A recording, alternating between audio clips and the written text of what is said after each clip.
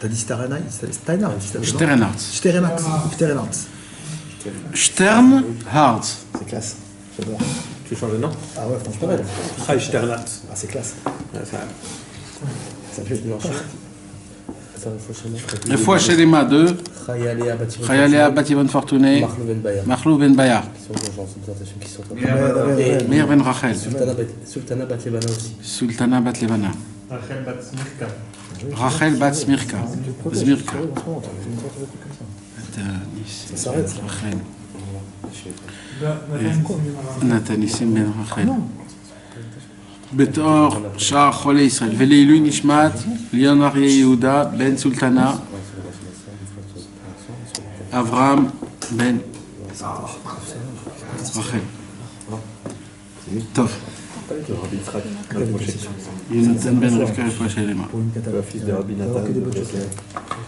Bezrat Hashem, avec l'aide de Dieu, mes amis, ce soir on va découvrir beaucoup de belles choses avec l'aide de Dieu. On va parler de plusieurs choses.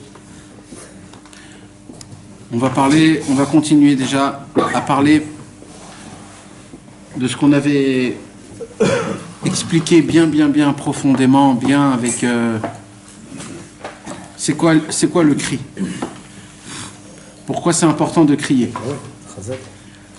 Le cri, il est tellement important que presque il faudrait qu'un homme puisse crier tous les jours à Hachem. Pas Chas v'Shalom crier énervé, Chas v'Shalom. De crier, c'est mamash, c'est de se connecter à Kadosh Baruch Hu. Le cri, il est plus fort que la prière. Parce que la prière, c'est quoi? Ça descend dans des lettres. Tu prononces des mots. Tu dis Alléluia, Alléluia el Bekocho, Alléluia Birkia Ouzo. Donc ça rentre dans des mots, ça rentre dans des lettres. Mais le cri, il est encore plus haut, il est au-dessus des lettres. C'est un cri, c'est une voix, c'est un son qui transperce. Tu cries, c'est une seule lumière qui est énorme. Et d'après ce qu'on a étudié du Zohar HaKadosh, que tous les cris qu'un homme écrit, ils sont faits de trois forces, de l'eau, du feu et de l'eau et de l'air. Et les trois en même temps, c'est le Chesed, Gvura et le Din, et le Rachamim. C'est les trois en même temps que quand ils sortent dans notre trachée, dans notre voix, dans notre... Alors ils transpercent, Rabbeinu, il nous apprend, ça transperce quoi? Le cerveau. Ça monte dans le cerveau, et qu'est-ce que ça fait? Ça fait un tonnerre. D'accord? C'est comme un éclair que tu envoies, parce qu'il faut crier, parce qu'il y a deux sortes de cris, mes amis. Il y a le cri à voix haute. C'est quoi le cri à voix haute? C'est quand tu cries à voix haute. Ah! Mais ça s'appelle pas un cri. Tu peux le faire même à voix très haute, mais c'est pas un cri. C'est quoi un cri? Quand ça arrive, quand tu entends quelqu'un et que tu sens qu'il a un malaise, ou tu sens qu'il s'est passé quelque chose, ça tout de suite, tu le vois, tu le sens. Parce que c'est un cri qui est sec et qui est tranchant. Aïe! Un homme il crie. Ou alors il crie très fort. Mais quand un homme, il peut juste... c'est un cri, il y a deux sortes de cris. Il y a le cri à voix haute et il y a le cri de détresse. Le cri de détresse, c'est surtout ce que Rabbeinu parle. Pourquoi? Parce qu'on a dit que... D'où il sort le son, mes amis? D'où il sort le son? La gorge. De la gorge. Mais pourquoi d'un coup la gorge, elle sort un son qui est dur et fort? Pourquoi ça sort pas? Comment ça se fait que là je parle à voix normale? Comment ça se fait que... C'est les anneaux. D'accord? Plus l'anneau il est rafouille, c'est-à-dire il est dilaté, plus l'anneau il s'élargit et il est mou. Voilà, la voix elle sort normale. Mais quand un homme il veut crier à voix haute, qu'est-ce qu'il fait? Les anneaux de la trachée se contractent et là ça sort un siffle. C'est pour ça que vous voyez que le sifflet, c'est quoi? C'est que on laisse un tout petit trou pour que ça puisse sortir. Plus le trou il est petit, plus le son il est plus fort. Quand un homme écrit de toutes ses forces, c'est qu'il prend la trachée et qu'il la met avec sa force, et la trachée, elle se contracte complètement jusqu'à qu'elle devienne toute petite. Et là, je sors un cri qui est énorme. Et donc, en fait, c'est de replacer les tuyaux, les anneaux qu'il y a dans la trachée. Donc, on a expliqué qu'il y avait 6 anneaux. Et c'était les 6 anges que eux, leur travail, c'est de faire le tonnerre dans le monde. Et que quand ces anges-là, ils se mettent ensemble pour faire un tonnerre, ils ont la forme d'un chauffard. Comme ça, le Zohar HaKadosh, il nous apprend. D'accord? Donc maintenant, mes amis, Rabbeinu, il nous apprend qu'un homme, il ne peut pas être Bessimcha si son cœur est tordu. Parce que la vraie Simcha, elle vient du cœur. Donc si un homme, il a un cœur qui est tordu, alors malheureusement, même s'il a des joies, même s'il a des bonnes choses, ben, il n'arrive pas à être sa mère. Il n'arrive pas. Pourquoi? Parce que son cœur, il est tordu. Alors Rabbeinu, il dit, comment on fait? Comment on fait pour qu'on puisse essayer de rendre le cœur droit comme il faut? Il dit, Rabbeinu, il faut envoyer une voix énorme, très fort. Il faut crier un cri. Ce cri peut être dans la prière, à voix haute. Ce cri peut être de toute manière, mais l'essentiel, c'est que ça soit quelque chose de puissant. C'est un éclair que tu vas créer qui va transpercer ton cerveau. Et quand il va transpercer ton cerveau, comme l'éclair, qu'est-ce qui fait l'éclair? Il casse la grêle du nuage. Eh bien, cette voix, elle va transpercer ton cerveau, elle va briser la glace qu'il y a dans ton cerveau, elle va faire pleuvoir. Quand le cerveau, grâce à ça, il fait pleuvoir, ça veut dire c'est spirituel, il y a une force spéciale que le cerveau y dégage, qui tombe et qui arrose le cœur, et le cœur, il devient droit. Et là, d'un coup, on ressent, mamash, la simcha qu'un homme il doit avoir. Et quand on a de la simcha, on peut savoir les mitzvot, la mitzvah dans la simcha. Et quand on connaît la mitzvah dans la simcha, on connaît si Akadosh Baruch Hu il est besimcha ou il est beatzvut. À quoi ça m'apporte si Akadosh Baruch Hu il est besimcha ou il n'est pas besimcha? Ça m'importe à savoir si avant le Xardin ou après le Xardin, si un décret il s'est passé ou pas. Et pourquoi j'ai besoin de savoir un décret ou pas? Parce que Rabbeinu nous a appris qu'il faut prier pour tout le monde. Parce qu'il y a écrit dans la Gemara qu'un homme, il doit se dire que tout le monde a été créé que pour moi. Donc, il dit Rabbi Nachman, donc si le monde a été créé pour moi, c'est sous ma responsabilité que le monde se conduit comme il faut. Donc, et comment je dois le faire? En priant à Hachem. Quand je vois quelqu'un, quand je vois des problèmes, quand j'entends des gens qui souffrent, des choses comme ça. Mon travail à moi, c'est de prier à Hachem. Prier à Hachem, toute petite prière. Ribbono Shel Olam fait en sorte qu'il y ait la réfoire. Ribbono Shel Olam fait en sorte que je m'en sors.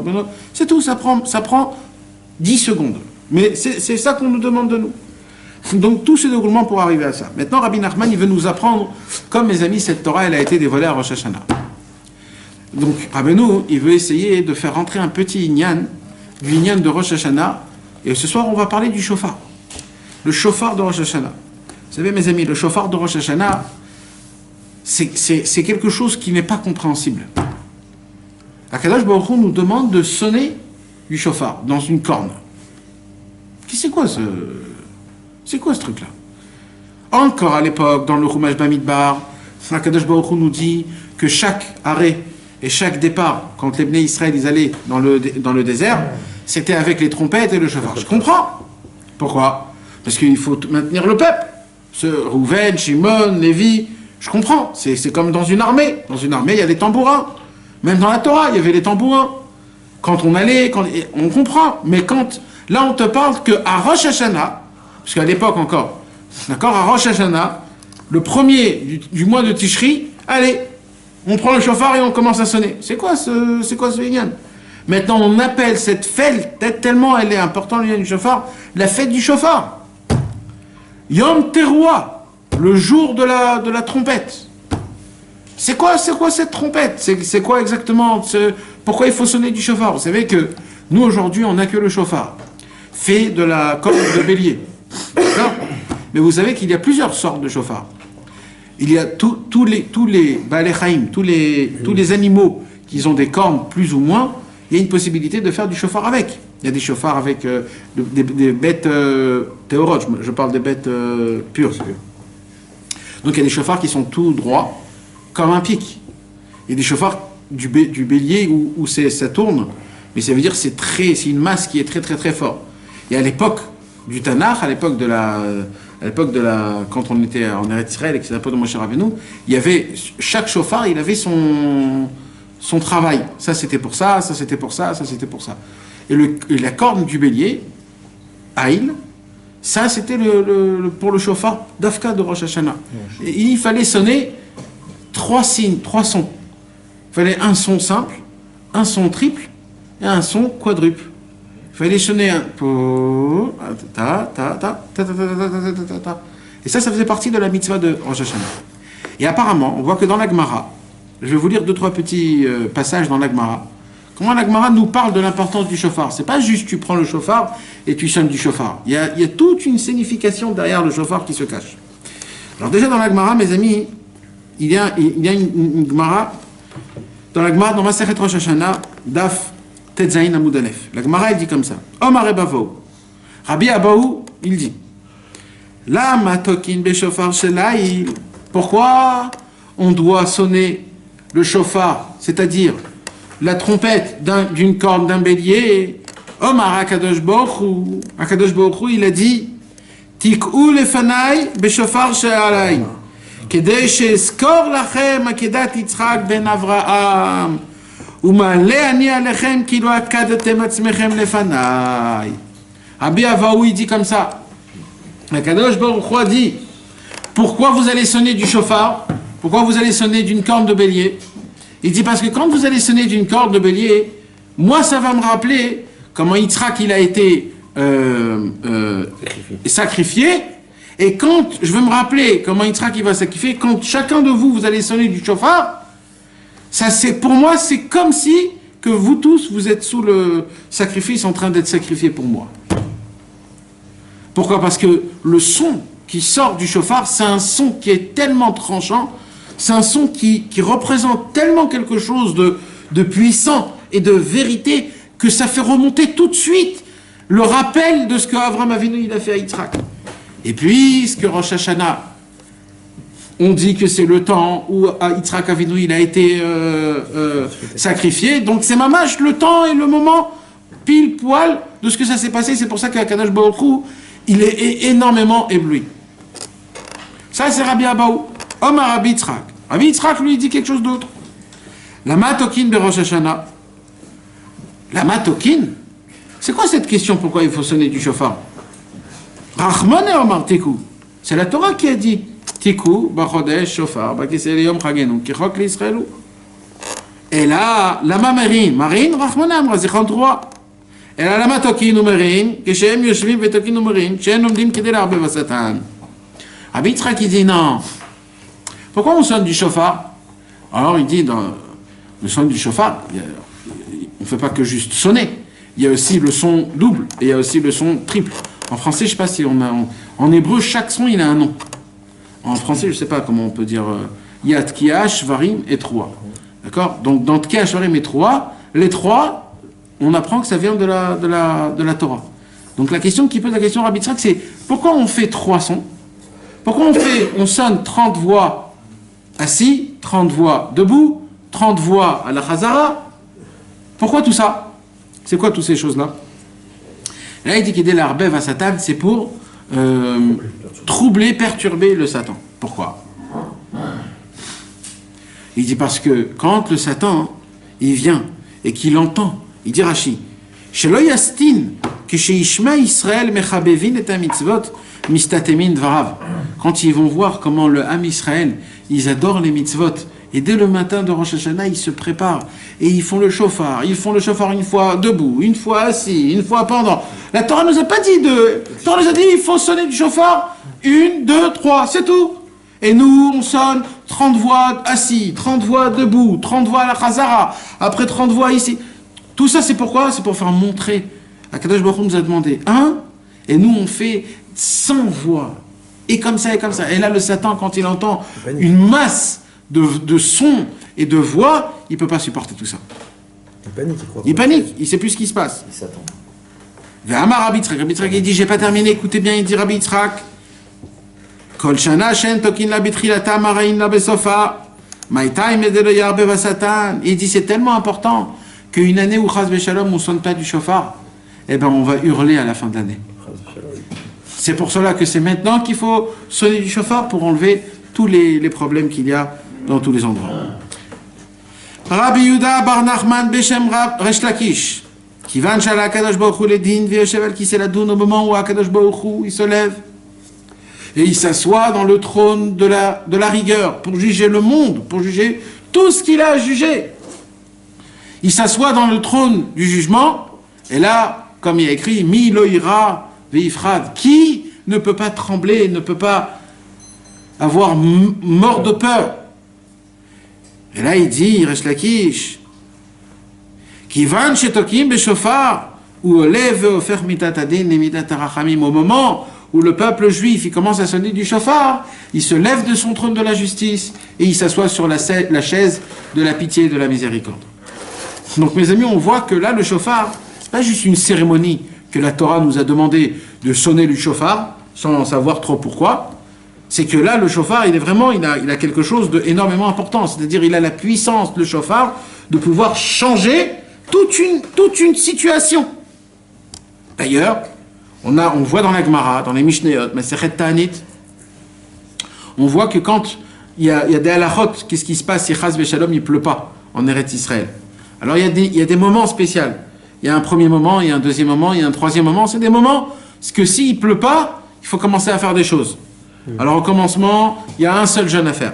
Après, il y a 2 jeûnes à faire. Après, il y a 4 jeûnes à faire. Après, on doit sortir le Sefer Torah dehors, on doit amener tout le monde, on doit crier, pleurer, etc. Il y a toute une cérémonie qui est énorme si Chas Veshalom il pleut pas. Et là-bas, on voit qu'à la fin, il y a écrit que quoi? Il y a écrit que quand on sort tout le monde avec le Sefer Torah, avec tout, etc., on doit sortir les shofarot et on doit sonner du shofar. Bakara. Bakesher. Lui, le rapport. Pourquoi on doit emmener du shofar? C'est pas Rosh Hashanah. C'est quoi le shofar? Et on voit en plus que dans les slichot, par exemple, quand on dit Hashem, Hashem, El Rachum Vechanu Nerech Hapaim, on sonne du shofar. Et même quand on fait des slichot en plein milieu de l'année, quand il y a quelqu'un qui est malade, par exemple, on prend le shofar et on sonne. Il y a une yann de sonner du shofar dans les 13, dans les Shavavim, par exemple, dans les 13 pitiés de miséricorde. Alors c'est quoi le yann du shofar? Eh bien c'est ce qu'on a dit depuis le début, mes amis. Le son du shofar, il a une possibilité de pouvoir faire sortir, lever à Kadosh Baruch Hu du din, de la rigueur, et le faire assir dans la rachamim, asseoir dans le pitié et la miséricorde. Mes amis, c'est quelque chose d'inimaginable. Imaginez-vous, vous avez un père. Vous avez fait une gaffe, mais une gaffe. Et tu t'attends du téléphone de ton père. Tu attends qu'il va t'incendier. Il va te tuer. Et tu as une possibilité de pouvoir lui changer son humeur. Tu crois que tu vas pas le faire? Tout de suite, tu vas le faire. Mes amis, le shofar, Kaviachol, dans le ciel, ça fait lever Akadosh Baruch Hu de son trône de din et ça le ramène dans la rachamim. Quand on sonne du shofar, mes amis, ça fait rappeler la puissance d'Avraham Avinu quand il a sacrifié Yitzhak. C'est pas un petit, c'est pas... Mais qui peut sacrifier son fils, mes amis? Qui peut sacrifier son fils? On n'est pas prêt de sacrifier un cheveu. Qui est prêt de sacrifier son fils? De le faire avec un amour, de le faire avec une vitesse, Il y a écrit que quand il montait, Avraham Avinu, on dirait qu'il sautait quand il montait avec Yitzhak, tellement qu'il était content de sacrifier son fils. Tout ce qu'on est pardonné à Rosh Hashanah, à Kippour, c'est pour une seule raison, c'est parce qu'Avraham Avinu, il a sacrifié son fils. Et je vais vous dire la vérité. La Torah, elle raconte pas des histoires pour rien. La Torah, elle nous raconte des histoires parce que Akadosh Baruch Hu, dans notre vie, des fois, il nous demande de sacrifier ce qui est le plus cher pour nous, équivalent à un fils. Comme Avraham Avinu, il a sacrifié. Et là, mes amis, là, on ne se conduit pas tout le temps comme Avraham Avinu. Des fois, on se conduit comme Ishmaël, comme Lavan. On ne va pas sacrifier. Et là, alors quoi? On change le cours de l'histoire. Nous, on doit suivre le cours de l'histoire. On doit se conduire comme les parents, comme Avraham, Yitzhak et Yaakov, ils se sont conduits. Et quand Akadosh Baruch Hu, il a dit, alors on fait En Malasot. C'est pour cela que quand on sonne du shofar, Akadosh Baruch Hu, il dit, pour moi, si vous sonnez du shofar, c'est compté comme si que vous-même, vous vous sacrifiez devant Akadosh Baruch Hu. Tellement c'est puissant le shofar. Un jour, j'ai vu un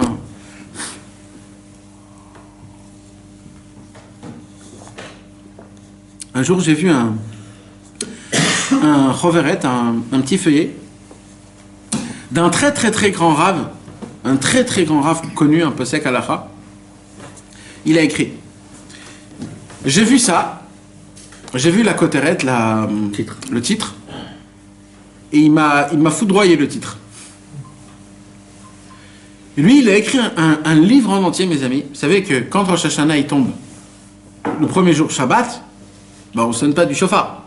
Jamais Rosh Hashanah il peut tomber le deuxième jour. S'il tombe que le premier jour de Rosh Hashanah. Donc le premier jour de Rosh Hashanah, on ne sonne pas du shofar. Et bien d'après la Gemara, qu'il y a écrit, si on ne sonne pas le premier jour de Rosh Hashanah, il y a écrit c'est le premier jour de Rosh Hashanah. Regardez bien, je vais vous le lire. Kol shana she'en tokin la betrilata. C'est-à-dire chaque année qu'on ne sonne pas à son début, c'est-à-dire le premier jour de Rosh Hashanah. Et bien on devra hurler à la fin de l'année.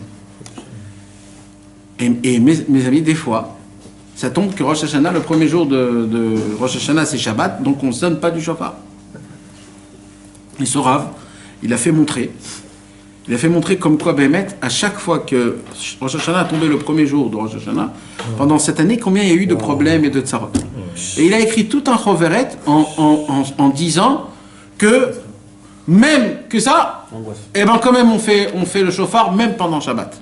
Pendant Shabbat, il a dit. Même pendant Shabbat. Rabbi Yochanan ben Zakkai, il n'avait pas dit un truc comme ça? Il n'avait pas dit. Alors non. Il y a dans la Gemara des.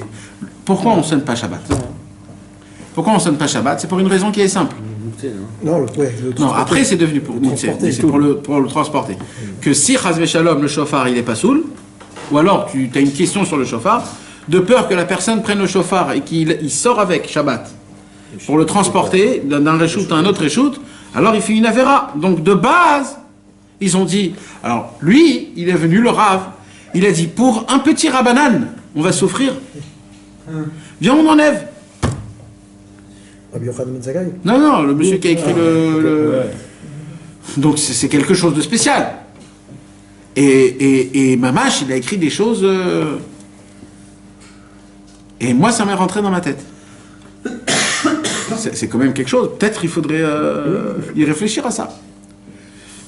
Et ça, je l'ai lu à Ouman, à Rosh Hashanah. Kanere, c'est ce monsieur qui l'a emmené là-bas. Et tout de suite après, j'avais vu un Chayam Moran. J'ai ouvert comme ça en plein milieu Stam. J'ai ouvert. Et Rabbeinu, il a dit Mi sheba etzli verosh Hashanah, lo yidag kol Hashanah. C'est le médicament. Raoul il est mort. Il y a aussi lo yidag kol Hashanah. Comme ça, c'est ça, je te jure. Quand tu viens au Ouman Rosh Hashanah, peut-être pour rien. Tu n'as pas à ne te tracasser toute l'année, mais il a été médaillé avec Rabbeinu. Kol Hashanah, c'est jusqu'à la fin. Ça veut dire, mettre en chutz laretz, il y a peut-être une supposition Chas v'Shalom de se dire combien c'est grave.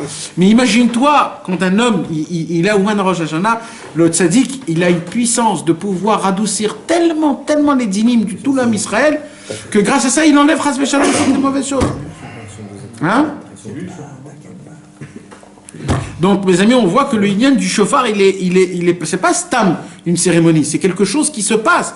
Quand Chas v'Shalom, quelqu'un, il est malade, ou alors quand on veut prier pour quelqu'un énormément, quand c'est difficile, quand on sonne du shofar, et le shofar, il a une puissance de pouvoir arriver à te faire, à enlever le din et mettre la rachamim.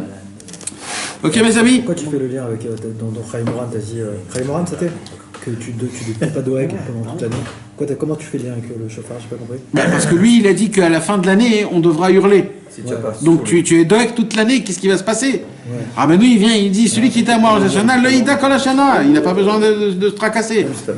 Tout a été fait. Mais ce soir, on va comprendre Béhémet, pourquoi ça? Parce que c'est quand même une question. On va comprendre pourquoi à Ouman à Rosh Hashanah, pourquoi Béhémet le Ida Kol Hashanah. Parce que Rabbeinu, ce soir, mes amis, il va nous dévoiler un secret. Comme Rabbi Nathan, il a l'habitude dans l'Ikuta Halachot, mes amis. Vous savez, la puissance de Rabbi Nathan et du l'Ikuta Halachot, c'est quoi? C'est d'enlever l'espace et le temps. C'est toujours ça, Rabbi Nathan. Rabbi Nathan, il prend les téphilines. Et maintenant, pour nous, c'est quoi les téphilines? C'est un petit boîtier en peau de taureau hyper dur, avec des lanières de ventre de vache. Et tu les mets sur ta main. Et voilà. Et tu te dis, on m'a dit qu'il faut les mettre, donc je les mets tous les jours. Maintenant, pas plus que ça. Donc quand je te parle des téphilines, tout de suite dans ma tête, j'ai Shacharit, le matin, synagogue, téphilines. Rabbi Nathan, il dit, mais t'es fou, je vais t'apprendre c'est quoi les téphilines. Et là, d'un coup, Rabbi Nathan, il enlève toutes les couches que nous, on a mis dans notre tête. Il te les enlève, il te les enlève, il te les enlève. Et d'un coup, il y a une lumière qui sort. Il te dit, tu vois, c'est quoi? Le secret des téphilines, c'est ça, et c'est ça, et c'est ça, et ça. Et quand tu fais comme ça, il y a la lumière des téphilines. Rabbi Nathan, il t'apprend comment tu peux mettre les téphilines pendant Shabbat, comment tu peux mettre les téphilines en plein milieu de la journée, la nuit, comme ça. Mais pas d'afka les téphilines avec les boîtiers. De faire tout ce que fait les téphilines quand tu mets, de faire la même chose, sans les mettre les téphilines, mais tu fais la même chose. Vous savez qu'une des raisons pour laquelle Rabbi Nachman de Breslev, une des raisons, il a voyagé en Eretz Israël, c'était pour atteindre l'application de Torah au mitzvot, comment Avraham, Yitzhak et Yaakov faisaient les Torah et mitzvot. Sans rien. Sans rien. Parce qu'Avraham, Yitzhak et Yaakov, ils appliquaient toute la Torah et les mitzvot, mais pas comme nous on l'applique aujourd'hui. C'est-à-dire, ils n'avaient pas les téphilines mamash, mais ils arrivaient à faire la même chose que quand toi tu fais les téphilines dans le ciel, tu fais quelque chose, lui il arrivait à faire la même chose de quand on met les téphilines en bas, mieux. Mais spirituellement, pas mieux, mais de sa manière à lui. Yaakov, comment il mettait les téphilines? Yaakov, quand il avait mis les brebis et toutes les je sais pas comment, les tlaïm, les kvassim, tout le bétail, quand il a mis le bétail et qu'il a mis les bâtons avec les traits, avec les pour que les enfants ils puissent avoir des trous pour qu'ils s'accoupent. Le Harizal il dévoile que là, comme ça, de cette manière, il mettait les téphilines Yaakov. Incroyable. C'est pour ça qu'on met des lanières, c'était les ronds qu'ils voyaient double et ils commençaient à c'était mamash ça. Et tout le Israël, et tout, Abraham, et Rabbi Nachman, il a dit, maintenant que je suis arrivé en Eretz Israël, maintenant je peux faire Pessah, je peux faire tout, même sans matzah, sans rien. Je peux appliquer toute la Torah et les mitzvot sans rien. J'ai atteint le niveau où Abraham, Yitzhak et Yaakov, ils ont atteint leur niveau, comment appliquer Torah aux mitzvot sans rien. C'est la racine, non? C'est la racine, c'est pas la racine. Ouais, je sais pas. C'était avant la Torah. Oui. Parce qu'on ne pouvait pas élever le matériel. Nachon. Non, mais c'était le Shoresh, On n'a pas besoin de... Non, mais c'était la manière de comment il fallait trouver Akadosh Baruch Hu. Mais Rabbeinu, lui, il voulait tout connaître. Lui, il n'y a rien qu'il ne va pas connaître. Moi, je veux tout connaître. Il veut tout connaître pour tout appliquer. La preuve, c'est Rabbi Nathan, l'écouter à la chod. Qu'est-ce qu'il a fait Rabbi Nathan à l'écouter à la chod? Il a fait ce que Rabbeinu, il a fait. Là, mamash, tu vois comment il démonte. Ce soir, on va goûter une goutte. Dans la mer, de toute la mer du monde, une seule goutte, un tout petit peu de ce que c'est, comment on peut faire le shofar de Rosh Hashanah tout le temps. Tout ce qu'on vient d'apprendre. Le shofar, ça fait lever Akadosh Baruch Hu du trône de Din, et ça le fait assis au Rachamim. C'est puissant. On te dit que c'est qu'une fois par an. Voilà, saute. C'est qu'une fois par an. Et si tu rates, c'est chlet. Et il y a des gens qui écoutent, et ils réécoutent, et peut-être j'ai mal entendu. Ouais, et vas-y, réécoute. Tu vois les gens à Ouman, toute la journée. Répète, refais. Maintenant, si tu vas à Bnei-Brak, alors tu deviens fou. Parce que là, il y a les sonneries comme ça, les sonneries témani, les sonneries marocains. Ouais, mais ça veut dire que tu deviens fou à la fin. Tu deviens fou, tu sais plus, tu as tout perdu. Mais eux, les pauvres, ils n'ont pas encore compris que Rabbeinu nous a dévoilé le sod du shofar. Le sod du shofar. Vous imaginez qu'il y a une possibilité du sod du shofar. Ça veut dire qu'on a tous la possibilité de réveiller le shofar et le shel Yitzhak, le bélier de Yitzhak. Aïe. Vezé, alors on est dans Gimel, c'est Yves Gimel. On est vers la fin du Seif Gimel, là où il y a deux petits points, juste un petit peu avant Dalet. D'accord? Juste un tout petit peu avant Dalet, on est à côté des petits points. Rabbeinu, il continue, après tout ce qu'on a étudié, sur le cri, sur les tonnerres, sur les éclairs, sur la grêle, sur le cœur qui devient propre, et que grâce à ça, on a la possibilité de pouvoir être Bessimcha et tout comme il faut, Bezrat Hashem. Vezé, Bechinat, Kol, Ashofar. Il dit Rabbi Nachman, et ceci, tout ce qu'on vient d'apprendre là, c'est équivaut au son du shofar. Quel shofar, il dit Rabbeinu? Da shofar shel Eyal. Le même shofar du Haïl. Le shofar du bélier. Et l'eau shel Yitzhak. Quel bélier? Le bélier d'Yitzhak. Ça veut dire là, Rabbeinu, il nous apprend que le shofar, qui va nous donner la compréhension du sod du shofar, c'est pas d'un stam shofar. Je vais vous donner le sod, le secret du shofar. Le shofar, la corne de bélier, il dit Rabbeinu, et pas juste la corne de bélier, celle qui nous fait rappeler la Kedat Yitzhak, quand Yitzhak il a été sacrifié. Elo shel Yitzhak, Bechinat, comment? De l'aspect de Uraam Gevurotav, la puissance du tonnerre. Il dit Rabbi Nachman de Breslev, le chauffard, il fait un petit peu l'effet du tonnerre. Parce que le chauffard, c'est quoi? Le chauffard, c'est un son qui est très fort et qui transperce normalement. Normalement, il y a écrit, mes amis, je vais vous le lire, il y a écrit que Pas mal.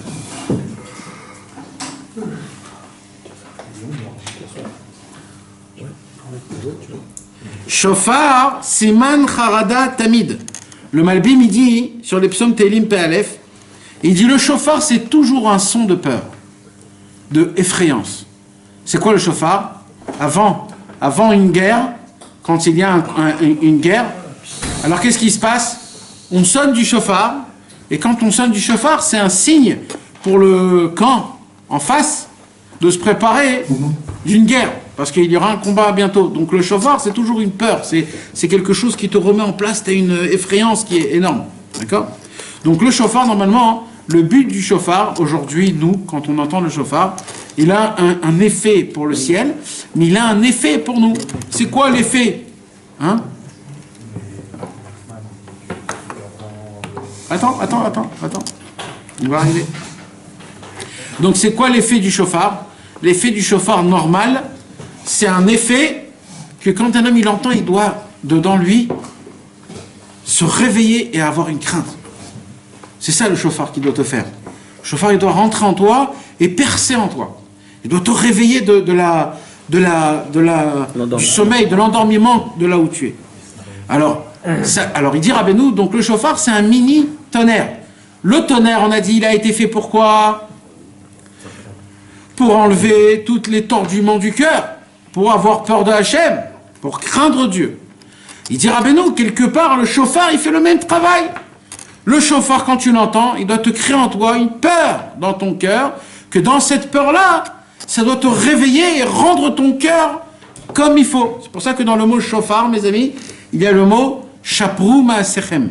Shofar, c'est l'ishtaper. C'est-à-dire quoi l'ishtaper? D'être meilleur. Shofar, ça veut dire, le shofar, le fait est que tu entends le shofar, tu deviens déjà quelqu'un de meilleur. Tu as peur, tu te rabaisses, tu t'annules devant une puissance qui est au-dessus de toi. Donc le shofar, il fait le même travail, ou ra'am gvurotav du tonnerre. Vezeu, et c'est ça aussi, Ashrei ha'am yodeh teruah. Mamash, comme Rabbeinu il a l'habitude d'expliquer un passouk de Tehillim, que sans Rabbeinu, on ne peut pas comprendre le psaume de Tehillim. Rabbeinu il a écrit, David Amelech il dit, heureux le peuple qui savent sonner. Il y a une connaissance à sonner. Tu fais comme ça, et tu sonnes. Faire quoi? Ashrei ha'am yodeh teruah. Heureux le peuple qui savent sonner. Mais tu nous prends pour des imbéciles ou quoi? Mais qui sait pas sonner? Les enfants de 3 ans, ils nous cassent la tête avec leur flûte. De quoi tu me parles? Ashrei ha'am yodeh teruah. Rabbeinu il dit non, yodeh daïka, qui savent sonner, qui savent quoi? Shifga kol bamoach. Il dit Rabbeinu, le shofar c'est quoi? On revient à tout ce qu'on a expliqué depuis tout à l'heure, depuis 3-4 semaines. Tout le inyan du shofar, on avait expliqué comme ça. Un homme qui a un cœur qui est tordu, il faut qu'il crie. Pourquoi il faut qu'il crie? Parce qu'il faut sortir la voix qu'il y a dans les poumons, qui sont juste à côté du cœur, qu'ils envoient une lance vers le cerveau, qui crée dans le cerveau toute un tonnerre, pour que le tonnerre brise la glace qu'il y a dans le nuage, dans notre cerveau, et grâce à ça, il pleut, ça arrose le cœur, et le cœur, il devient pomme. Il dit, Rabbeinu, quand un homme, il sonne du shofar, et que la personne qui sonne du shofar, il est mechaven, que le son du shofar, et que tous les gens qui entendent, ils sont mechaven, ils ont l'intention que la voix du shofar rentre, transperce dans mon cerveau, pour que dans mon cerveau, ce voix de chauffard puisse faire un tonnerre, que le tonnerre puisse enlever tout ce qui est froid dans mon cerveau pour rendre, grâce à ça, un cœur parfait. C'est ça, Ashrei Ha'am, heureux le peuple, Yod et Teruah, qui savent sonner de cette manière-là. Que quand ils sonnent de cette manière-là, en créant un tonnerre dans le cerveau pour arroser le cœur, heureux ce peuple qui sonne de cette manière-là. Vous avez compris?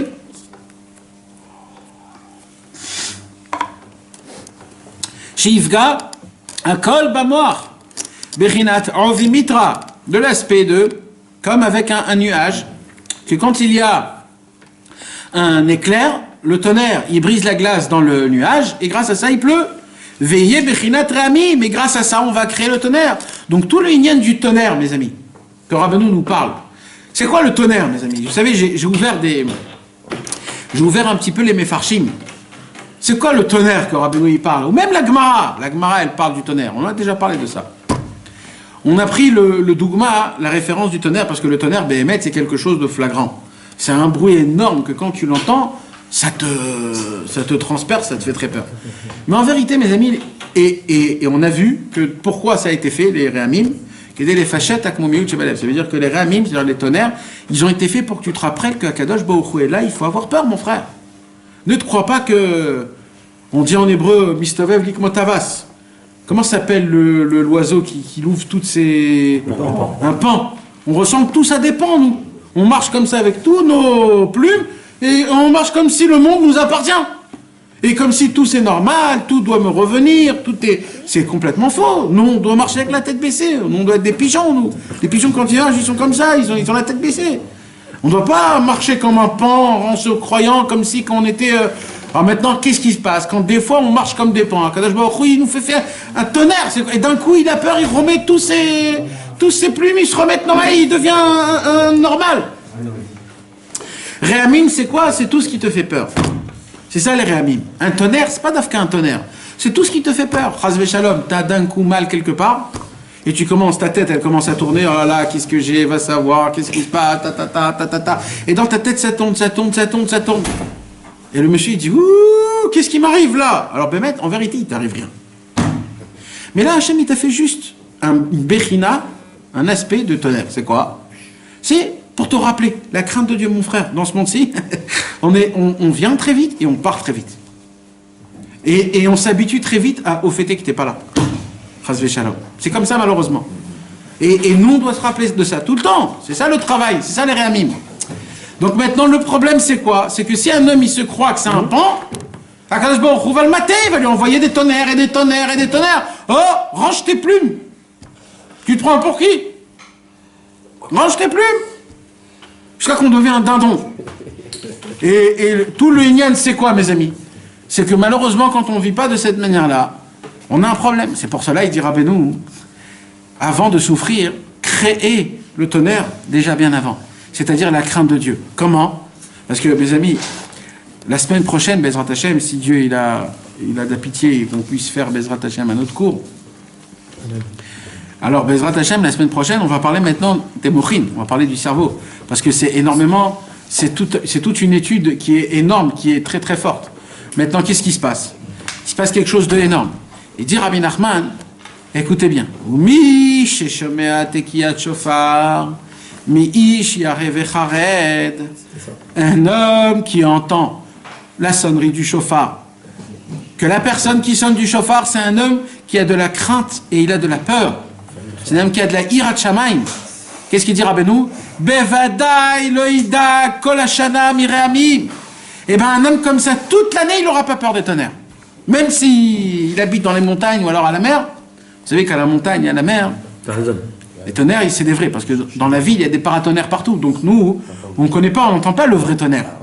Mais le vrai tonnerre dans les montagnes et dans la mer, c'est vraiment, ça fait vraiment très très peur.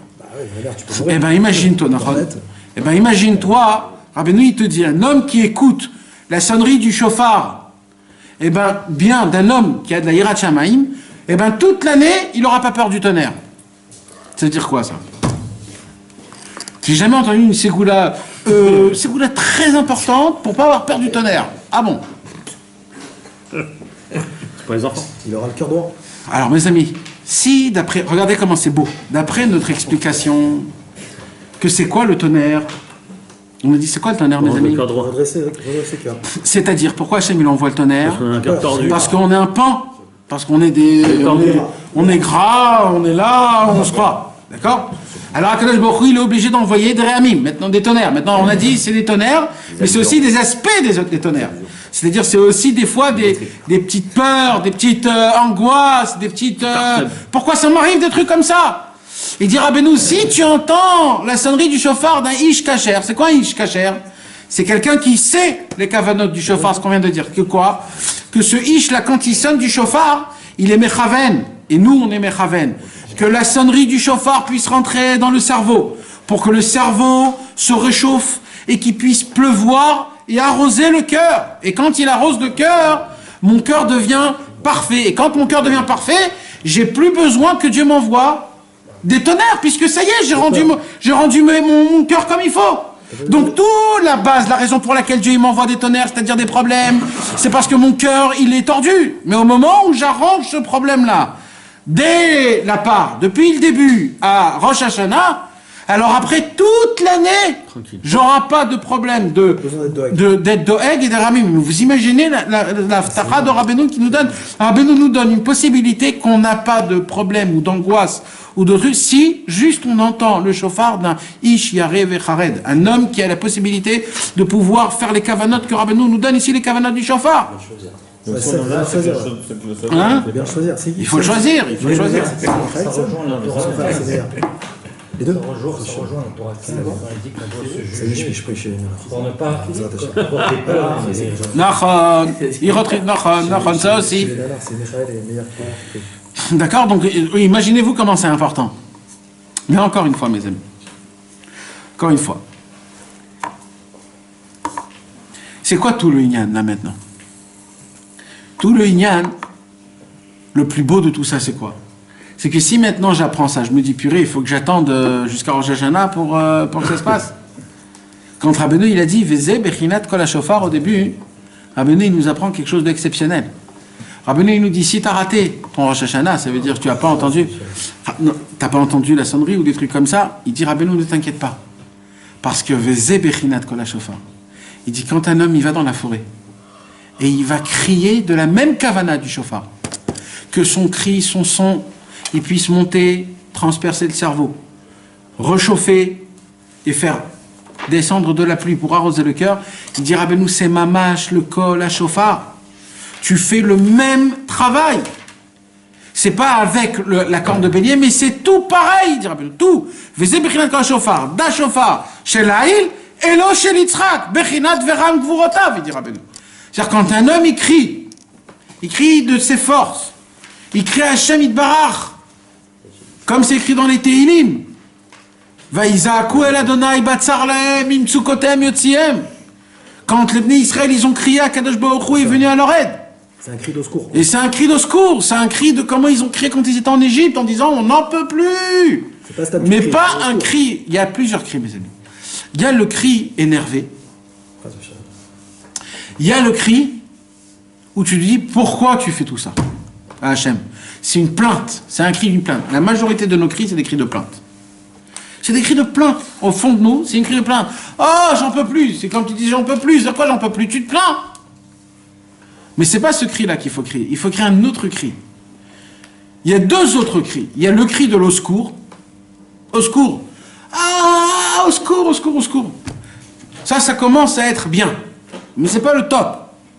Le top, c'est le cri envers Hachem en tant que prière. Ah, c'est une prière. Hein? Ouais, c'est bien. C'est le cri de la prière. Et ça, tu peux dire, voilà, je veux réparer ce qu'il y a dans ma tête, alors je crie, répare-moi ça dans ma tête. Oui, comme ça. Oui, mais toi, tu dois avoir la kavana. Quand tu cries, tu dois fermer les yeux et mamash, penser comment le son et l'air, il transperce ton cerveau et que ça arrose et des fois, ça suffit pas un, il en faut deux, il en faut trois, mais en vérité, ça suffit jamais un. Quand on commence à crier, mes amis, les gens, on dirait que ça leur coûte de l'argent de crier. Quand vous commencez à crier, il faut crier une après une autre, un deuxième cri, un troisième cri. Vous allez voir que le cinquième cri, C'est un cri, un vrai cri. Tu as bien fait. C'est un cri que le cerveau, tu sens qu'il y a un résonnement dans le cerveau. Vous savez, mes amis, quand on va dans des parkings et que tu cries, il y a l'écho, d'accord? Vous savez qu'il y a un écho dans la forêt?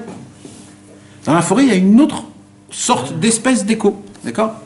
Dans les forêts de montagne où il y a des vallées, et il y a des... Ouais, un écho, pareil. Et quand tu cries, l'écho, il n'est pas pareil que quand même dans un parking. Quand tu cries, Quand je crie fort, je crie trail, il y a tout de suite. vous savez qu'il y a un écho très spécial dans la forêt, mes amis. Quand tu cries dans la forêt, tu cries, le son il s'arrête, et il reprend 2 secondes, il reprend depuis le début jusqu'à la fin. Et après il s'arrête quelque part et il continue. Plus c'est loin, et tu peux l'entendre. Ah, ça s'arrête. Ah, Exact. ça s'arrête. Ah, ça s'arrête. Et ça continue. Moi, quand j'ai vu ça, je me suis dit, tu t'imagines que dans ce monde-ci, tout paraît bien. Mais quand un juif, il crie dans le monde, dans le ciel, ce cri ne s'arrête jamais. Parce que le monde en haut, il est infini. Il n'a pas d'espace et de temps. Donc chaque cri qu'un juif écrit, c'est un son qu'on l'entend tout le temps. C'est un son qui résonne. Mamash, ça résonne dans tout le corps. Ça fait quelque chose, ça fait un tremblement de cerveau. Le cerveau, il n'est pas pareil.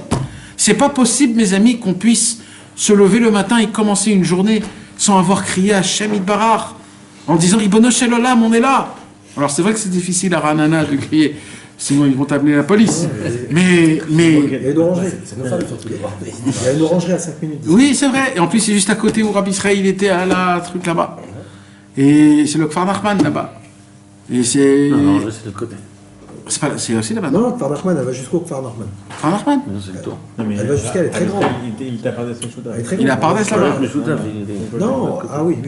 De l'autre côté. Vers le Kfar Nachman, il y a aussi. Il n'y a plus vers le Pardes Meshutaf, il n'y a plus. Kfar Nachman, oui. Une orangerie énorme. Alors maintenant, mes amis, maintenant il y a une possibilité de crier.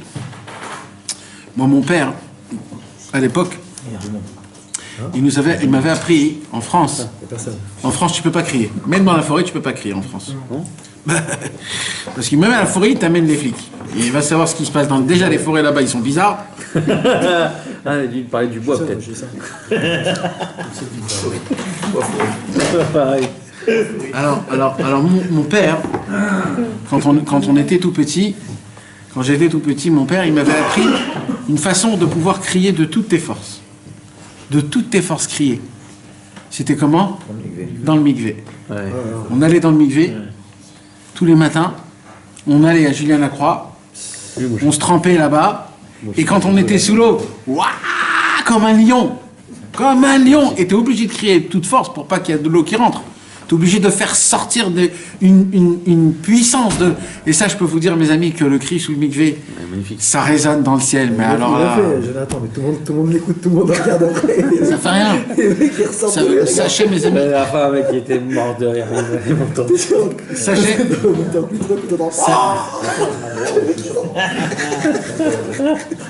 sachez, mes amis, que le Baal Shem Tov, il faisait des Tehillim sous le mikvé. C'est écrit. Ah ouais? Il lisait des Tehillim sous le mikvé. Et le Baal Shem Tov. Et c'est un très grand inyan. C'est un très grand inyan parce que sachez que le mikvé. Les Tehillim. Hein? Les Tehillim. Les Tehillim. Non, parce qu'on est venu dans le mikvé, alors est-ce qu'on peut dire Sous l'eau. Sous l'eau. Mais maintenant, c'est quoi le inyan? C'est que l'eau, tout le inyan du mikvé, Rabbi Nathan, il dit c'est Chesed Gadol Met Hashem Yitbarach dans la Torah 56. C'est un cadeau. Il dit que le mikvé, ça fait pas partie de la normalité. Matana. C'est mamash un vrai cadeau qu'on a reçu, le mikvé. C'est en plus, c'est un cadeau d'Hachem. Parce que le mikvé, c'est un lavage spirituel. Normalement, un lavage spirituel, ça n'existe pas. Un lavage spirituel, c'est des cris, c'est des pleurs, c'est des jeûnes, c'est des mortifications. C'est toute une histoire. Mais là, tu rentres dans un mikvé, tu te trempes et t'es clean, t'es propre. Il s'est rien passé. T'es juste rentré tout nu. Tu t'es rendu comme un tout bébé. T'es rentré dans le ventre de ta maman. Parce que dans le ventre de la maman, on est rempli d'eau. Tout est liquide. C'est comme un mikvé. Quand tu rentres dans le mikvé, tu re-rentres dans le ventre de ta maman. Et quand tu ressors tout neuf. C'est pour cela que quand on rentre dans le mikvé, qu'est-ce qu'il faut faire? Quand on rentre dans le mikvé, il faut sortir tout l'air qu'on a en nous. Tout l'air, il faut sortir. Il faut sortir tout l'air, descendre dans le mikvé et rester le maximum que tu peux jusqu'à que tu sens que tu n'en peux plus.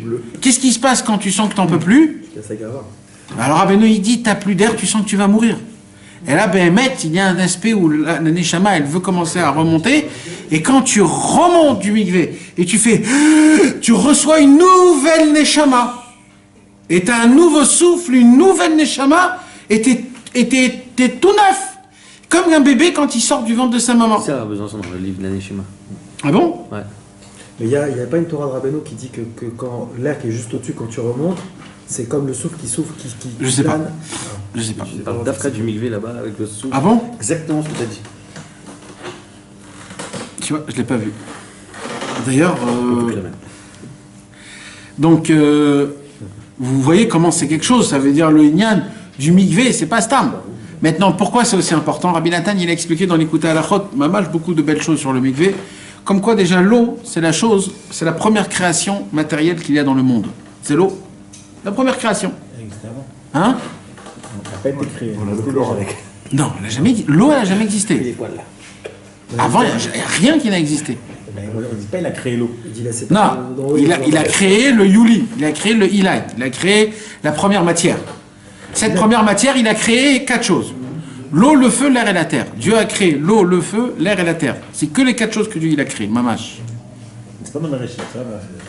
Oui, mais c'est ça, non, ça c'est ce que Dieu il a créé avant Bereshit, à Bereshit. Ah bon? À Bereshit, il a créé l'eau, le feu, l'air et la terre. Et après, tout ce qu'il a créé, c'est des compartisans de l'eau, de le feu, des combinés de l'eau, le feu, l'air et la terre. C'est dans Bereshit alors. Dans le mot Bereshit. Ouais. Et donc il a créé le. Alors maintenant, d'où elle vient l'eau? L'eau, or, rakia, maïm. Il y a un secret dans le Hari Akadosh, que l'eau, c'est une ishtal shelut. Comment on dit une ishtal shelut? Processus. L'eau, c'est l'eau, c'est le processus du ciel. Et le ciel, c'est le processus de la lumière. Processus, c'est ça? Non. Un dérivé. Ça veut dire comment Akadosh Baruch Hu il a d'abord créé la lumière, mes amis. Et quand tu prends la lumière et tu la matérialises, tu crées le ciel. Et quand tu matérialises le ciel, de ça devient de l'eau. D'accord? Donc l'eau, le ciel et la lumière. Donc maintenant, qu'est-ce qui se passe? Ça se refait tout le temps la même chose. C'est un cycle en fait. Donc quand un homme il rentre dans l'eau, et alors grâce à ça il arrive à maintenir. C'est pour ça que l'eau elle reflète la lumière du ciel, parce qu'ils viennent de la même chose. Et le ciel, il reflète la lumière du trône d'Hachem, que le trône d'Hachem il est fait de lumière, de saphir, de lumière. Donc on voit que c'est la même chose, c'est les trois. Et c'est pour cela que quand un ami rentre dans l'eau, qu'est-ce qu'il fait? Il fait une sorte de mortification, comme si qu'il meurt. Pourquoi? Il ferme ses yeux, il n'entend plus, il ferme sa bouche, il ferme son nez, donc il respire plus, il voit plus, il n'entend plus, il parle plus, comme un petit bébé. Et il descend dans l'eau, il redevient un nourrisson, il redevient comme si qu'il renaît de tout nouveau. Il n'a plus aucun lien dans ce monde-ci, il n'entend pas, il n'en fait pas. Donc maintenant, au moment où un homme il fait ça, c'est pour cela qu'après quand il ressort, il est déjà tout neuf. Maintenant, tout l'union du mikvé, c'est la même. Pourquoi on parle du mikvé? Parce que c'est tout ce qu'on vient d'expliquer, que quand un homme, il crie, qu'est-ce qui se passe? On a dit que quand un homme il crie, il fait 3 choses dans la trachée. Il y a, dans la trachée, il y a l'eau, l'air et le feu. C'est quoi? C'est le avir rakiamaim. C'est toutes les dérivés de l'eau. L'eau, le ciel et la lumière. Ça veut dire que mamash behemet, quand un homme il crie dans la tfila, quand un homme il crie dans son avodat Hashem, il fait mamash le même processus du tonnerre. Parce que c'est les mêmes choses. Dans le tonnerre, il y a l'eau, le feu et l'air. Il y a l'éclair, il y a le tonnerre et il y a la pluie après qui descend. Donc ça veut dire c'est mamash le même processus. Et comme c'est dans ce monde-ci, c'est aussi dans le monde supérieur. Dans le monde supérieur, il y a quoi? Il y a les anges. Il y a d'abord les anges qui sont séparés. quand il y a 6 anges qui sont séparés, les 6 anges, ils sont comparés à quoi? Aux 6 anneaux de la trachée, que eux, leur travail, c'est de s'occuper de l'air du monde, et quand les anges, ils veulent faire un tonnerre, ils doivent se regrouper tous, et quand ils se regroupent tous, ils forment un chauffard, et ils crient tous d'un cri, où ce chauffard, qu'est-ce qu'il va faire? Il va faire pleuvoir, il va faire un tonnerre, que ce tonnerre-là, il va faire pleuvoir, d'après le Zohar HaKadosh, de la parnassa, de la bonté, de la shefa. Pourquoi? Parce que c'est ça, c'est comme ça qu'on endommage des choses. Et ainsi de suite, plus haut, plus haut. Et tout quand on arrive le plus haut, c'est quoi le processus? C'est le shofar. Tout simplement le shofar de Rosh Hashanah. Rabbeinu, il dit, et vous voulez savoir c'est quoi le shofar de Rosh Hashanah? Eh bien, le shofar de Rosh Hashanah, c'est quand un juif, dans sa vie, il sent qu'il a des dinim. C'est quoi des dinim? Des souffrances, des épreuves. Quand c'est difficile pour lui, il n'arrive pas, il n'en peut plus. Rosh Hashanah, c'est le Yom Hadid. Alors, à Rosh Hashanah, le Yom Hadid, on sonne le shofar. Il dit, Rabbeinu, quand un homme, il sent qu'il y a des dinim. C'est quoi des dinim? Il est jugé, on sent qu'il a des souffrances.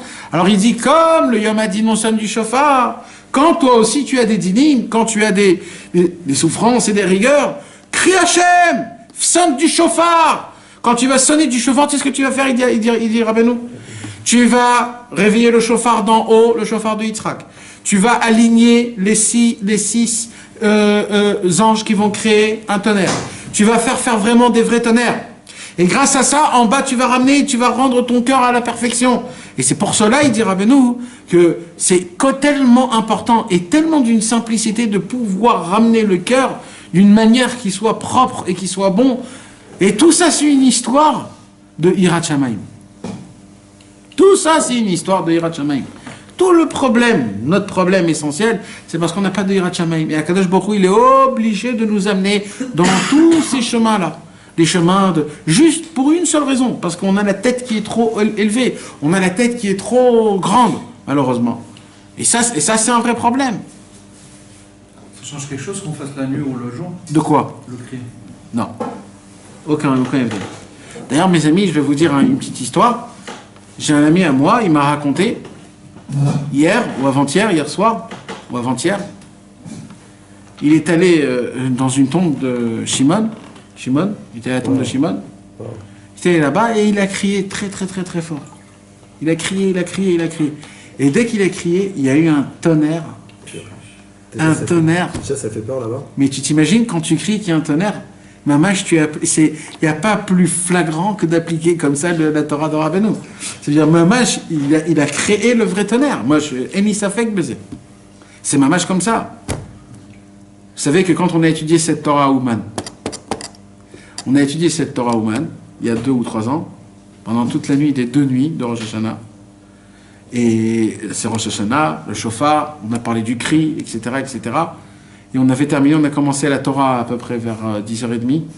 On a terminé le cours, pas la Torah, vers 4h30 du matin. Et à 4h30 du matin, on va au mikvé, et on va comme ça pour aller au minyan nanar derrière le tzion. Et d'un coup, on entend un cri. Et quelque chose qui a éclaté, c'était une grenade, elle était tombée, elle s'est éclatée. Tu te rappelles? Quand la grenade, il y a une grenade qui s'est... une vraie grenade. Ouais, explosé. Elle a explosé. À 4h du matin, le tzion, il est presque vide, il n'y a rien, tu es fatigué, tu es comme ça, tu viens, tu t'assois à peine, tu t'endors, et d'un coup, t'entends un... Il y a un truc, c'était juste derrière nous. Alors je peux te dire, mon frère, quand j'ai entendu ça, j'étais comme un soldat jusqu'à midi à la prière. Mais pas une fois je me suis endormi. Normalement je m'endors et tout. J'étais comme un... Pourquoi? Parce que je me suis dit, regarde comment c'est puissant. On étudie chez Rabbeinu la Torah de Rabbeinu qui l'a dit à Rosh Hashanah toute la nuit. On était tellement dedans, dans le cri, dans le truc, que c'est nous-mêmes qu'on a créé ce cri. Parce que ce cri-là nous a donné une crainte de Dieu énorme. Et une peur, d'un coup, tu t'es remis, tu t'es dit, oh là là, c'est quoi? On a eu très très très peur. Et Mamash, c'était ça. Ça veut dire la Torah, elle créait, les mots que tu sors de ta bouche, ça créait l'emplacement. C'est pour ça que Dafka, maintenant, nous, si on ne va pas crier toute notre vie, au moins que maintenant qu'on étudie cette Torah, ça fait déjà des mois, au moins que pendant ce moment-là, de dire, de crier Mamash, des cris, que grâce à ça on puisse appeler Ribono Shel Olam. En plus, mes amis, qu'aujourd'hui c'est Purim. Aujourd'hui c'est Purim Katan. Qu'est-ce qui s'est passé à Pourim, mes amis? Esther, elle est allée, elle a fait, et Mordechai, il a pris tous les enfants, et là-bas il y a écrit que Mordechai, il a crié, Vaïzak, Zaka, Gedola, Umara. Il a crié un cri énorme, Mordechai. Et tous les enfants, ils ont crié après lui. Et après qu'ils ont crié, tout le Ness, il s'est fait après. Pourquoi? Parce qu'en fait, le peuple juif, ils étaient tous devenus comme un pan. Où ils sont devenus tous comme un pan? Dans le Michté d'Achashverosh. Il y a écrit que chacun, il demandait un vin de son âge. Il voulait manger dans des ustensiles en or. Et on veut manger le manger des Perses, et le manger des Tunisiens, et le manger des Marocains. On veut goûter ça, on veut goûter ça. Et que Dieu nous en préserve. Les gens, ils essayaient ils sont tombés dans une très grande gava et dans une très... Pas beaucoup d'Irat Shamaï, malheureusement. Et là, Kadosh Baruch Hu, il a voulu mamash leur redonner. Et qu'est-ce qui s'est passé? Mordechai, il a tout fait pour qu'on puisse se réveiller mamash et crier à Hachem, à Ribono Shaolam, de crier d'une manière qu'il se passe quelque chose. Quand on est sorti d'Égypte, qu'en criant. Quand Yaakov Avinu, il a entendu ce qui s'est passé à Yosef, il a crié. David Amelech, il a crié. Karati Bekori, Venichar Groni. David Amelech, il dit, j'ai tellement crié que j'ai plus de voix. J'ai plus de voix. Les gens, ils croient que c'est que les Breslev qui crient. David Amelech, il dit, Karati Bekori, Nichar Groni. Kalou Enai Meyachel. J'ai crié tellement que j'ai plus de voix. Si David Amelech, il serait rentré ici, ou alors dans une synagogue toute normale, tout de suite, on l'aurait jeté. On l'aurait jeté. Pourquoi? Parce que David Amelech, il ressemblait à un petit simple qui crie, qui fait un vrai, qui essaye de vivre une vraie vie et d'être comme il faut. Nous, on a honte de crier, on a honte. Mais le Emet Lamito, c'est ça le Emet Lamito. On a lu, mes amis, il y a 2 semaines, que le Elia Rabba, sur le Levouche, le grand-père du Chida, il dit qu'à l'époque, les Juifs, quand ils priaient dans les synagogues, les Goïbs, ils se moquaient de nous tellement qu'on criait fort. Donc on voit que c'est des choses qui sont écrites il y a 500 ans, il y a 700 ans, il y a 800 ans. C'est des choses qui ont été imprimées. Ils nous racontent le droit chemin Emet.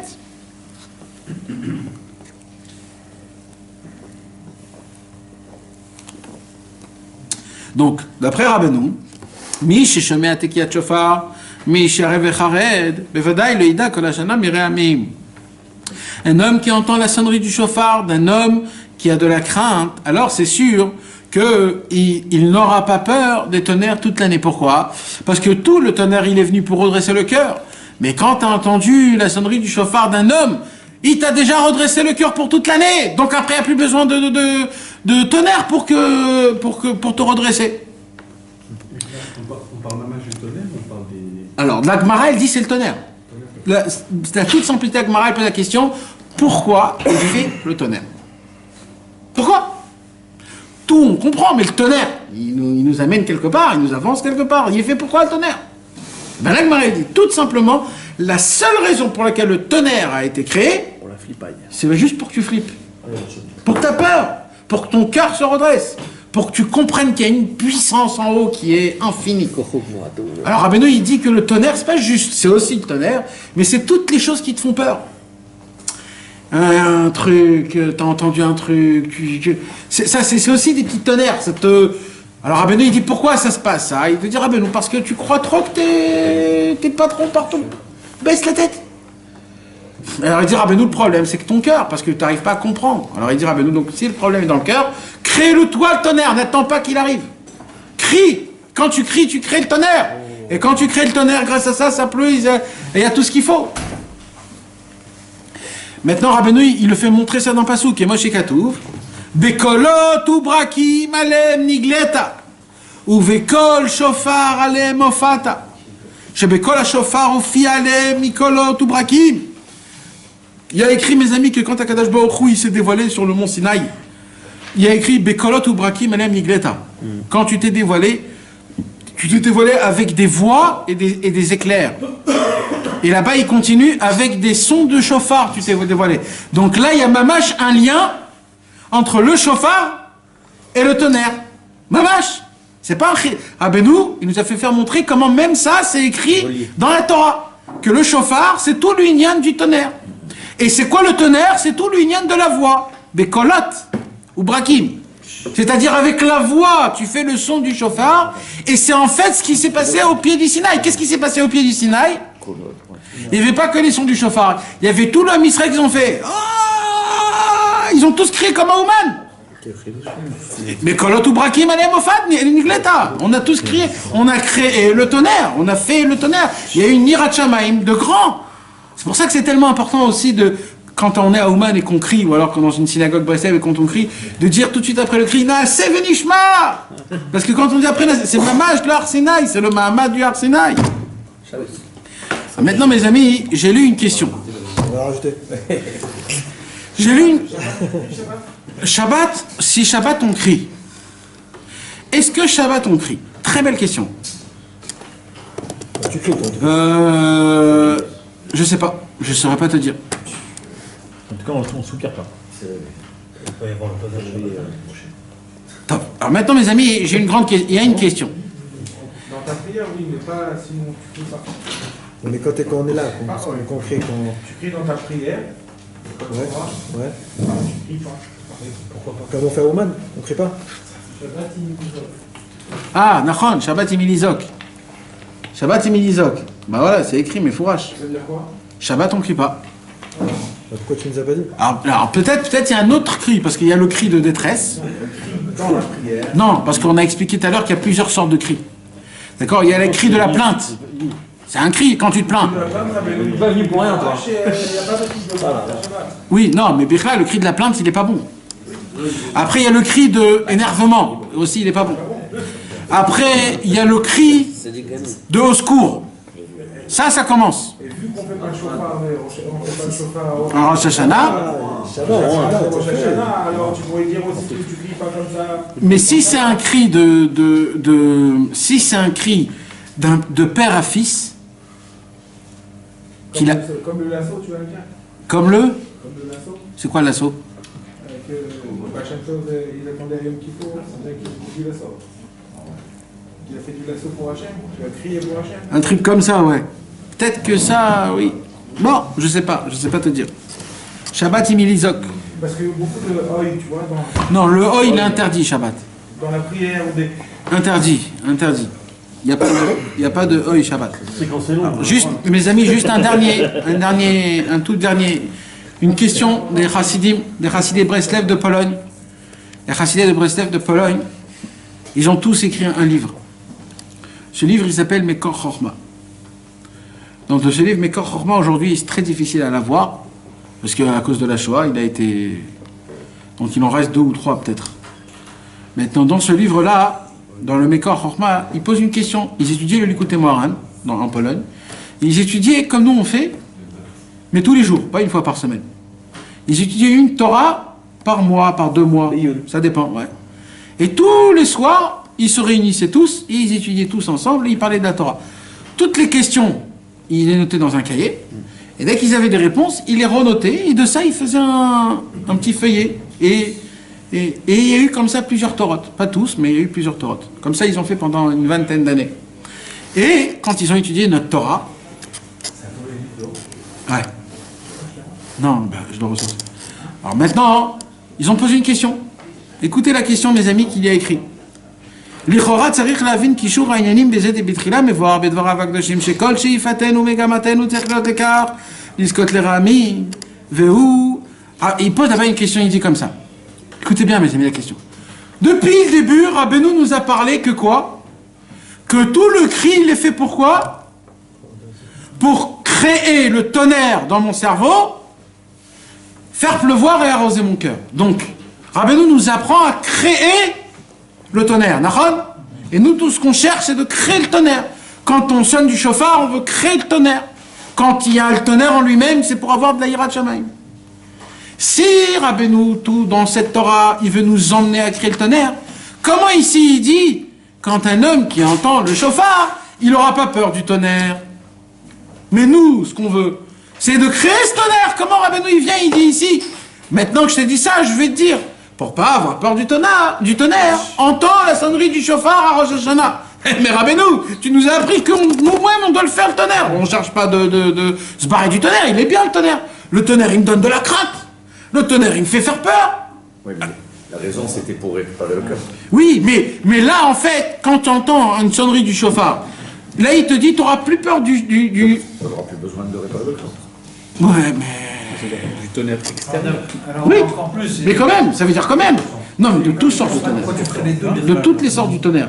Même les tonnerres qui sont de l'aspect du tonnerre, c'est-à-dire des choses que tu entends, des peurs, des angoisses, des malheurs. Parce que c'est ça le tonnerre. Le tonnerre, c'est tout ce qui va te redresser, qui va te remettre dans ta place. Tu comprends? Alors là, il dit, tu n'auras pas peur de rien, tu n'auras plus peur. Mais nous, on nous a appris que le tonnerre et l'aspect du tonnerre, c'est bien, ça nous donne de la hirat shamayim. Alors, c'est quoi la réponse? ואם כן נראה סתירה בתורה והקדושים, ובאמת אפשר לומר בפשטות, דלא כשמידי, והוא דתכלית הרמים שבהם מגבורות, וכדי לעורר אדם ליראה. Il dit non, c'est pas shoot מאוד, c'est juste une explication, il dit, tout le but du tonnerre, c'est pour avoir de la hirat shamayim. Si un homme, il entend la sonnerie du chauffard d'un homme de hirat shamayim, cette hirat shamayim qui sort du chauffard, elle va faire le même effet du tonnerre. Et là, tu n'auras pas besoin que le tonnerre il vienne et il te rappelle encore et encore. Ça sera tellement puissant à Rosh Hashanah, parce que c'est mamash le moment. C'est le moment où Yitzhak il a été sacrifié. Et c'est tout le symbole du chauffard, c'est le bélier de Yitzhak. Donc tout le symbole, il sera tellement puissant que la même hirat shamayim que tu vas puiser pendant toute l'année, tu pourras le puiser du premier jour de Rosh Hashanah. Il a besoin de crier. Hein? Donc si t'as bien entendu le chauffard, t'as pas besoin de crier. Alors, si t'as pas entendu le T'as chauffard, bien entendu le chauffard. si t'as bien entendu le chauffard, t'as pas besoin de crier.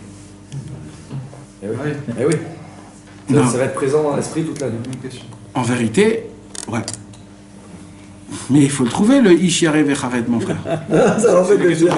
Est-ce que quelqu'un ici a plus de peur depuis Rosh Hashanah? Quelqu'un qui est parti là-bas. Ça veut dire que c'est pas Ishkash. Même quelqu'un qui était au Man. Je parle de oui. C'est-à-dire que si t'es Yidag, pendant l'année, ça veut dire qu'il est. Apparemment, il faudrait dire qu'il y a des niveaux de peur aussi. Mais apparemment, quand on a une peur, il faut tout de suite aller dans la forêt et crier Hachem. Non, mais c'est vrai, il y a des degrés. Oui, non, C'est la il y a même chose. il y a des degrés de peur. Il y a des degrés de peur, C'est plus la mamash. même peur. Mamash. Tu vois qu'il y a des gens qui ont peur d'une bêtise, Il a tout mamash. peur, Il y a des gens que même qu'ils ont peur, la peur ne s'en pénètre pas. C'est une peur. Idag, c'est Idag, nachon. Non, ouais. Le Idag, kol hashana miramim. Le Idag, kol hashana miramim. Pose la question. Vous savez, mais Ouais, mais il a pas entendu d'un mon mec. Non. מתוקים הגונים יראים וחרדים לדבר אדוני וכל השבוע הקדוש יפגע במוחין שלנו והכל הזה יהיה בבחינת רמים כדי תיפול עלינו אימה ופחד גדול מפחד השם ומהדר גאונו ונזכה שיתפשט לכל מיני הקמומיות שבליבנו ונזכה לישרות לב ולשמחה גדולה לקדושה כמו שנאמר ולישרי לב שמחה אשרי העם יודעי תרועה. C'est ça le pasouk. Heureux le peuple qui savent sonner du chauffard. De qui il parle David Ameler? De la Torah 5 du Likutei Moharan. Vous voyez comment tout sans ça on ne peut pas comprendre le pshat du mot Ashrei Ha'am Yodei Teruah. Parce que qu'est-ce qu'il y a à connaître de sonner du chauffard? Tout le monde sait sonner du chauffard. Non, heureux le peuple qui sait sonner de cette manière que Rabbeinu nous apprend. Parce que quand tu fais ça, tu crées une hirat shamayim pour toute l'année. Si tu as des peurs après pendant toute l'année, c'est que celui qui a sonné, que tu as écouté à Ouman, il n'était pas forcément Ou alors, tu es tellement rustre et épais dans ton cerveau que oui, ça a fait de l'effet, mais tout de suite tu l'as remis en mode semonti. Il n'a pas dit ça. Nahon, il n'a pas dit ça. Nahon. Non, mais il te faut le. Je marche l'année. C'est pas n'importe quel chauffard. Hein? Il a dit, il a la forêt. Là, on parle du chauffard de Rosh Hashanah. Pareil, c'est quelqu'un qui a entendu le chauffard et a eu peur du chauffard lui-même. Il a été saisi. Nahon. Ça saisit pas aujourd'hui le chauffard. Alors ça, c'est en vérité. Ça se prépare, ça. Ça se prépare, mamash. Il y a écrit dans Shulchan Aruch, le fourrage, et même le Ben Ishraï. Le Ben Ishraï, il dit avant de sonner du chauffard, il faut fermer les yeux et faire comme si tu t'endors. Parce que dans la Kabbalah, tous les mondes, ils sont endormis jusqu'à la sonnerie du chauffard. En fait, on sonne du chauffard à Rosh Hashanah, d'après la Kabbalah, pour réveiller tous les mondes. Alors il dit, le Ben Ishraï, avant de sonner du chauffard, tu fermes les yeux et tu tu te fais comme si que tu t'endors comme ça. Comme ça, dès que la sonnerie du chauffard rentre, ça te fait un sursaut. Et là, tu as la vraie crainte du chauffard. Comme ça, il dit le Béni Shraïm Ahmad. Mais en vérité, ça se prépare parce qu'il faut vraiment il faut le penser. Il ne faut pas que ça soit stam, t'entends des sons. Et c'est sûr qu'il y a aussi une autre façon. Il y a la sonnerie du chauffard pile poil, 9 secondes, 3 secondes. C'est sûr que ça fait pas trop d'effet. Mais quand tu prends un vrai chassid, que lui, il sent que quand il sonne du chauffard, en fait, il prie Hachem, il fait, il sonne, après il refait. Il fait un peu plus avec de la vitalité, un peu plus avec... Alors tu sens qu'il y a de la... Vous savez, mes amis, le chauffard, c'est pas stam. Vous savez que dès que Rabbeinu est parti de ce monde, il y a un élève de Rabbeinu, un très grand élève, un très très grand élève. Il s'appelait Rabbi Nachman Michar Shevote. Et lui, il a compris que c'est lui la suite de Rabbi Nachman. Mamash. Et c'était un homme pas petit, C'était un homme qui voyait les Onavi, il parlait avec les anges, mamash. Il connaissait les Neshamot, mamash. Il voyait des choses que même Rabbi Nathan ne voyait pas. Il percevait des Torot, c'était... Et il a dit, c'est moi le successeur. Et il y a eu une petite équipe autour de lui. Il a ouvert une yeshiva, etc., etc. Le jour où Rosh Hashanah, il faut tous se mettre en kibbutz, c'était le premier Rosh Hashanah. Le premier Rosh Hashanah, Rabbi Nachman de Char Shevote, il vient, il rentre dans la synagogue là où Rabbeinu est parti de ce monde, et il s'assoit à côté de la place de Rabbi Nachman. C'est-à-dire un peu osé, quoi. Et Rabbi Nathan, le pauvre, il était dans une petite pièce avec tout le monde, quoi. Il était simple. Mais ça l'a énervé à Rabbi Nathan, ça. Le fait est qu'il prend, mais il n'a rien dit. Et vous savez qu'à l'époque, c'est qui sonnait du chauffard? C'était que les tzadikim. Parce que... faut faire ce travail-là. Donc, c'était toujours que les tzadikim. À l'époque de Rabbi Nachman, c'était Rabbi Raoum? À l'époque de Rabbi Nachman, je ne sais pas c'était qui. Il y avait un élève qui faisait ça. Et alors, le moment des Tkiot, il est venu, et il a dit au Chazan, vous me donnez à moi le chauffard. Là, Rabbi Nathan, il a craqué. Là. Il a craqué. Mais il n'a rien dit, c'est Rosh Hashanah. Il y a une yann, mes amis, à Rosh Hashanah, de ne jamais rentrer en marloquette. Tu bouges pas. Pour rien. Même 1% de marloquette, c'est un danger de vie ou de mort, mes amis, à Rosh Hashanah, à Ouman. C'est un danger de vie ou de mort. Même 1%, il ne faut pas. Mais ça, il ne faut pas jouer avec ça. Mais parce que Rabbi Nathan, là, il n'a rien dit. Mais voilà ce qui s'est passé. Alors maintenant, qu'est-ce qui se passe? Mais Rabbeinu est plus grand que tout, mon frère. Alors maintenant, qu'est-ce qui se passe? Rabbi Nathan, il a dit, c'est pas possible, c'est le Rosh Hashanah de Rabbeinu, il peut pas laisser un truc pareil. Et il vient, Rabbi Nachman de Char Shevote, et il prend le chauffard, il commence... Il n'arrive pas. Il est parti au mikvé, il s'est trempé. Il a refait. Il a compris que c'était pas pour lui. Et ça s'est arrêté, et petit à petit, ça s'est... Il s'est arrêté, il est parti au mikvé, il est revenu. C'est plus successeur de Rabbi Nachman. Et après, c'était fini pour lui. Tu avais raconté qu'après, il avait fait un tiche, il s'était cathédré. Ça aussi, Nachon, ça aussi. Maintenant, vous savez que, mes amis, c'était un grand tzaddik. Regardez comment il était bon, Rabbi Nathan. Rabbi Nathan, il a écrit le livre des Shemot HaTzadikim. Et bien, dans les Shemot HaTzadikim, Rabbi Nathan l'a écrit là-bas. C'est un tzaddik. Parce que Mamash, c'était un tzaddik. C'est-à-dire, les gens, ils croient que même il est devenu le successeur Kaviachol de Rabbeinu. Et c'était pas le successeur. Alors, si c'est pas toi le successeur, ça veut pas dire que tu es un rachat.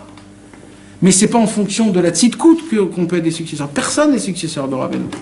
Et ça, aujourd'hui, malheureusement, les gens ne veulent pas comprendre, même les grands rabbinim. Ils croient que c'est obligé, que c'est ça, et c'est en fonction de... Mais non, mon frère, il y a une règle qui est simple, et ça bouge pas, c'est tout, ça bouge pas. Il y a Rabbeinu, il reste, il est vivant, et sa lumière, elle continue. D'ailleurs, c'est notre paracha de la semaine. Rabbi Nathan, il explique, Vayar ha'am ki bashash Moshe. Le peuple a vu que Moshe Rabbeinu, il est en retard de 6 heures. Rabbi Nathan, il dit, comment ils n'ont pas compris, ces imbéciles-là? Ils ont cru que quand Moshe Rabbeinu il est mort, alors toute cette Torah elle est morte avec lui, qu'on a besoin d'un nouveau. Tout ça, et tout le veau d'or, il a dit, il a été fait parce qu'ils ne croyaient pas que quand Moshe Rabbeinu il est mort, on peut encore continuer. Et c'est d'Afka comme ça qu'il faut continuer. De continuer la Torah de Rabbeinu, du tzaddik, de Moshe Rabbeinu. Parce qu'ils n'ont pas voulu, ils ont fait un veau d'or. Tous les veaux d'or, c'est quoi? C'est des gens qui sont, qui ont de la publicité, qui sont connus par tout le monde. Comment ils ont, et là-bas c'est un chidouche gadol, parce que là-bas Rabbi Nathan il dit que, pourquoi ils ont fait un veau d'or? Là-bas il y avait les 2 enfants de Bilam. Vous savez que Bilam il avait 2 enfants, un il s'appelait Jonus, un il s'appelait Jambrus. Et Jonus et Jambrus, Tu les as francisés. Yonus et Yambrus. Yonus et Yambrus. Yonus et Yambrus, c'était 2 personnes qu'eux, ils faisaient que des miracles. Ils faisaient que des miracles. Quand ils ont vu la montagne d'or qu'il y avait dans... Ils ont jeté un truc, et de ça, il est né le veau d'or. Alors tous les juifs, ils ont dit, oh là là, c'est eux notre patron, c'est chez eux. Et eux, ils faisaient, ils disaient, toi tu es comme ça, toi t'as mal ici, il fait comme ça, toi tu vas faire ça, il fait comme ça. Et tous. Et c'est ce qui se passe aujourd'hui. Aujourd'hui, il y a des gens, au nom de la Torah et de je ne sais pas quoi, qui font la même chose. Ils disent des trucs, et t'as fait ça, et comme ça, et comme ça. Mais vous prenez pour qui? Pour Jonus et Jambrus? Il faut les appeler Monsieur Jambrus. Nous, il faut qu'on soit comme Aaron Cohen. Mais pchitout, on doit croire dans la Vodat Hashem. On doit être simple. On doit dire que le tzaddik, son sang, son roi Hakodesh, il souffle encore aujourd'hui. Bezrat Hashem. Et en ne pas rentrer dans ça, on répare la faute du Egel Azav, Bisrout Purim, Bisrout Kitissa, Bisrout Torah, Bisrout Rabbeinu Akadosh, Bisrout Rabbi Yitzhak Mitulchin, Ben Rabbi Nathan. Non, c'est...